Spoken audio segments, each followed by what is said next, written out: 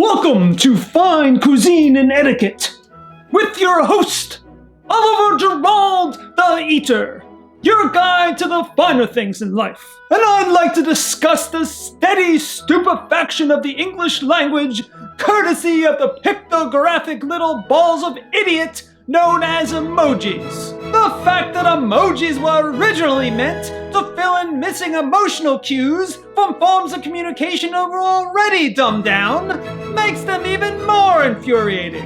When emojis first appeared in 1997 on Japanese mobile phones, there was still hope left for humanity. The United States was in the midst of an economic boom, fueled in part by what we later learned was the dot-com bubble. But at the time, everything seemed peachy.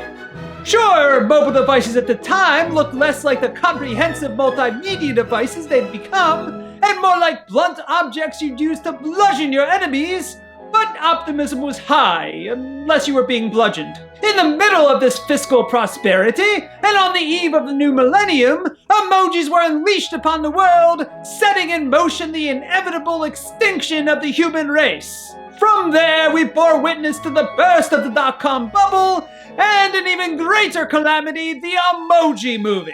These days, Americans have gradually replaced rational thought with pictographs, using emojis to indicate happiness, amusement, and a throbbing erection. And at this stage, we're long past the point of Stockholm Syndrome, and we've entered the realm of self-parody. So we've got quasi-edible grub like Cinemoji Toast Crunch, and Eggoji Waffles.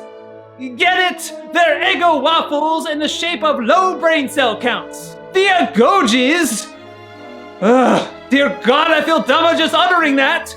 The Eggojis include up to 6 pictograph designs per package, and they were originally meant to commemorate World Emoji Day, which falls on July 17th.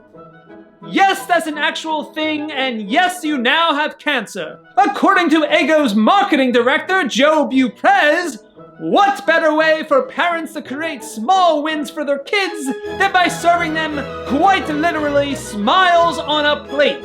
I wouldn't be caught dead within 500 feet of a mutilating brat, my own or otherwise, but if I did happen to interact with one of my illegitimate offspring around breakfast time, I'd rather they starve than even look at this edible shorthand for idiot.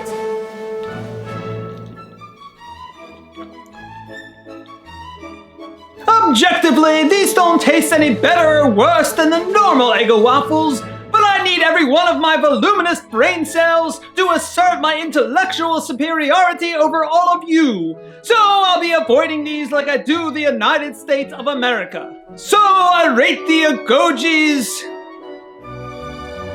2 silver spoons out of 5. Please remember to show your appreciation for my efforts with a like.